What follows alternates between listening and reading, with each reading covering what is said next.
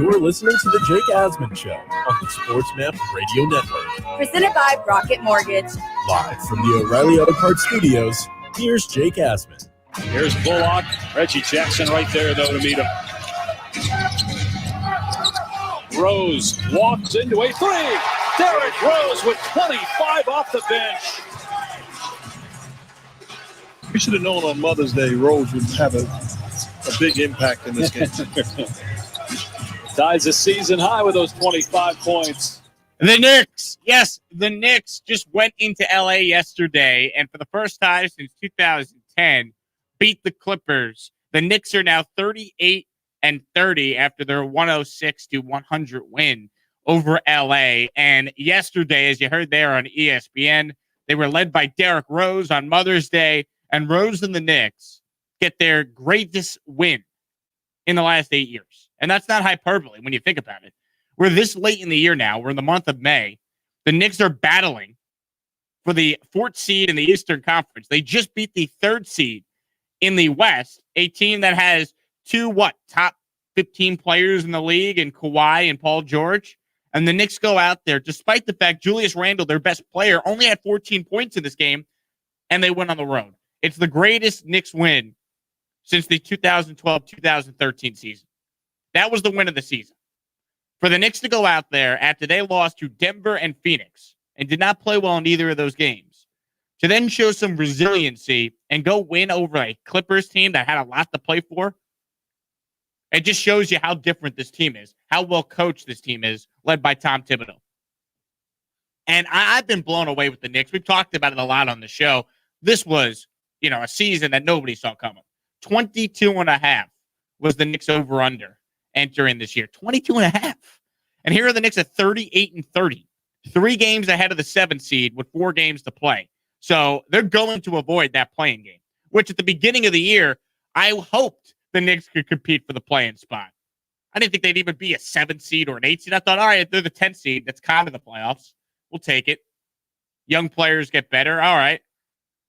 But now, you're thinking a lot bigger with this team. I'm not going to sit here and tell you they're going to win a championship. Of course not.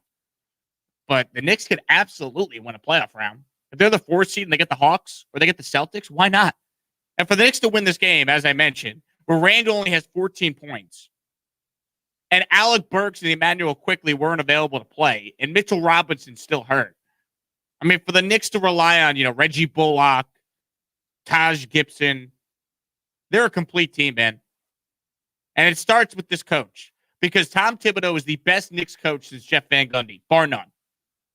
This team, yes, there's a couple of new pieces here. Obviously, the Knicks should be arrested for stealing Derrick Rose for a bag of used basketballs from the Pistons. We all understand that. But, man, this is a very similar team to the team that was awful last year. And it just shows you how bad David Fizdale was and just how great Tom Thibodeau was. Because this Knicks team is light years ahead of where they were last year. The 38 wins the Knicks have this year is tied for the total amount of wins they've had over the last 2 seasons combined. Think about that. So if you're a Knicks fan, enjoy this, because you've suffered through garbage for basically 20 years. You deserve a year like this, because they're fun to watch. They're a cohesive team. What's the saying? The sum is the, greater of the individual parts. The Knicks are that team. Individually, they're not a great team. But, man, are they well coached, and, man, do all the pieces fit. This was Tom Thibodeau after the game. He asked if it's been a special season for his group. The heart of the team has been special from the beginning, so there's an appreciation for that. And as you mentioned, the challenge for us is to be hungry and don't change now. This is what we've done all year. Just concentrate on improvement in the next opponent, and that's what we're looking forward to doing. Tom Thibodeau, man, coach of the year. Coach of the year in the NBA. The argument's over if you're trying to come up with any other name. The Knicks just went into LA and beat the Clippers. Oh, but Jake, the Clippers had nothing to play. Actually, they did have everything to play for. Have you looked at the Western Conference standings? But Reggie Bullock's going out there and scoring 24 points. It's just somebody else every night. I mentioned Randle.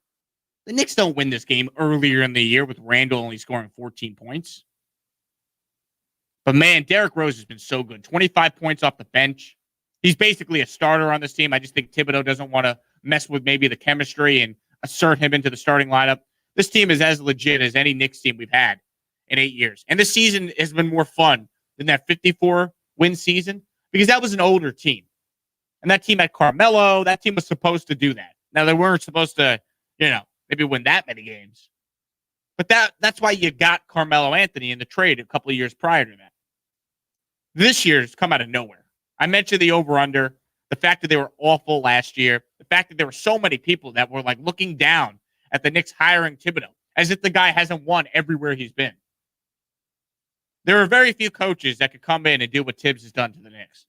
That guy's coach of the year in the NBA, bar none. I mentioned Randle. Listen to Randle talk about the growth of this Knicks team from where they were at the very beginning of the year to where they are right now, once again, 38-30, and in position, if the season were to end today, to host a first-round playoff series at the Garden. I think this just shows our growth throughout the course of the year. I think at the beginning of the year, we knew that we could compete with anybody as long as we stayed to our principles and play together as a team. And now we feel like we can beat anybody. Every time we step on the court, we have confidence as a team that we're going to win a game. And anybody can step up. And I think that's the beauty of our team.